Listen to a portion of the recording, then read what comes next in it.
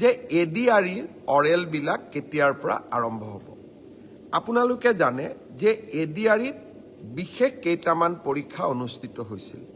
প্ৰথম আছিল grade 3 driver steno আৰু ইলেক্ট্ৰিচিয়ান অৰ্থাৎ এপিডিচিএলৰ কাৰণে আজি আমি সিদ্ধান্ত লৈছো যে গ্ৰেড 3 ৰ কাৰণে কম্পিউটাৰ টেষ্ট ড্ৰাইভাৰৰ কাৰণে ড্ৰাইভিং টেষ্ট ষ্টেনোৰ কাৰণে ষ্টেনোৰ ব্যৱহাৰিক টেষ্ট আৰু ইলেক্ট্ৰিচিয়ানৰ কাৰণে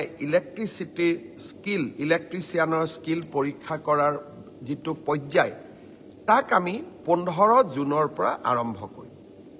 আৰু এই সমগ্ৰ ব্যৱস্থা আমি এটা মাহৰ ভিতৰতে সম্পূৰ্ণ কৰিম ঠিক তেনেকৈ চতুৰ্থ বৰ্গৰ পৰীক্ষাত পাছ কৰা প্ৰাৰ্থীসকলৰো অৰেল আমি 15 জুনৰ পৰা আৰম্ভ কৰিম আৰু এমাহৰ ভিতৰত ইয়াক আমি সম্পূৰ্ণ কৰিম অলপ আজি বা কালি বা পৰহি ৰাজ্য চৰকাৰে আপোনালোকক আনুষ্ঠানিকভাৱে দিন আৰু বাৰ আপোনালোকক জনাব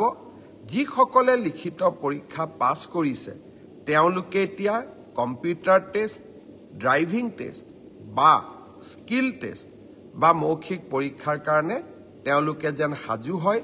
15 জুনৰ পৰা এই প্ৰক্ৰিয়া আমি আৰম্ভ কৰিম